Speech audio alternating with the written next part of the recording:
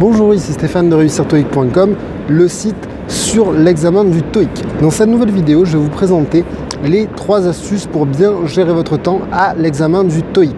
Mais avant tout, je vous invite à télécharger gratuitement mon guide 7 astuces pour améliorer votre score au TOEIC, tout simplement en cliquant sur la couverture du livre qui apparaît sur l'écran ou sur le i comme info qui apparaît en haut à droite de l'écran ou encore dans la description. En fait, il y a des liens de partout. Alors, ça mettra la vidéo en pause et après vous pourrez tranquillement la continuer. Alors, pourquoi déjà bien gérer son temps au TOEIC? Parce qu'en fait, c'est un truc assez connu qu'à l'examen du TOEIC, il y a énormément d'étudiants qui ne le terminent pas. Et le problème, c'est que quand on ne le termine pas, on perd une quantité extraordinaire de points. Et ça, c'est extrêmement dommage. Donc écoutez bien, ces 3 astuces, elles sont toutes les 3 extrêmement importantes. Alors la première astuce, bien sûr, pour bien gérer votre temps, c'est de vous entraîner. C'est-à-dire de faire des TOEIC blancs de manière régulière pour assimiler très rapidement la durée totale de l'examen, donc faire des tests blancs en conditions réelles. Les tests blancs, ça vous sert aussi à quoi? Ça vous sert aussi à vous chronométrer pour savoir précisément combien de temps vous passez actuellement sur chaque question et vous pouvez calculer combien de temps vous devriez passer. Du coup, qu'est-ce qui va se passer?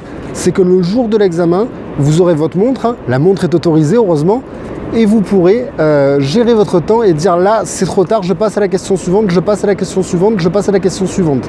Et grâce à ça, vous allez gérer efficacement votre temps et vous n'allez plus perdre de points. Et ça, c'est une première chose, c'est assez génial. La deuxième chose, c'est ne vous bloquez pas.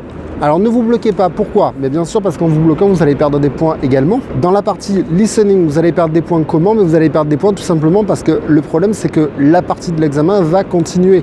Donc du coup, vous allez risquer de perdre le fil et du coup, après, vous allez carrément être perdu. J'ai même eu le cas d'un étudiant qui a carrément décalé toutes les questions en faisant ça et qui a du coup perdu plus de la moitié des points dans la partie listening et ça, c'est vraiment dommage. Ensuite, dans la partie reading.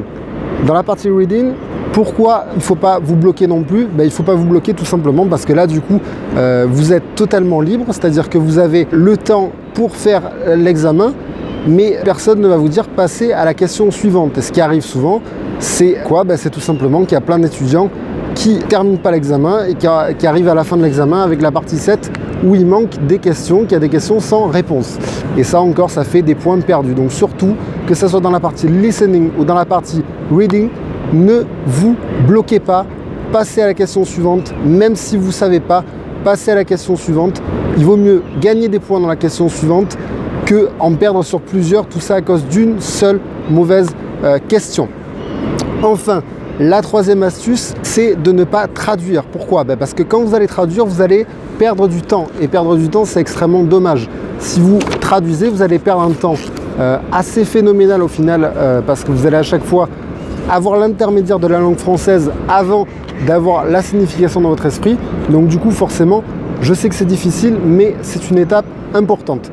D'ailleurs, à ce propos, pour éviter de traduire, je vous ai créé une vidéo qui s'appelle donc 3 astuces pour penser en anglais. Vous pouvez directement y accéder en cliquant sur le i comme info. Vous allez voir, c'est une vidéo où je vous explique comment vraiment penser en anglais et comment arrêter de penser en français, comment arrêter de traduire. Enfin, je vous invite bien sûr à vous abonner à ma chaîne pour recevoir d'autres astuces pour améliorer votre score au TOEIC tous les jours. Vous cliquez tout simplement sur le bouton s'abonner. Enfin, si vous avez aimé cette vidéo, je vous invite bien sûr à cliquer sur j'aime et à la partager. Et enfin, je vous rappelle que vous pouvez télécharger gratuitement mon guide 7 astuces pour améliorer votre score au TOEIC en cliquant tout simplement sur la couverture du livre qui apparaît sur l'écran ou sur le i comme info ou dans la description en dessous de cette vidéo. Je vous dis à très vite sur YouTube et à très vite sur mon site réussirtoeic.com. À très bientôt.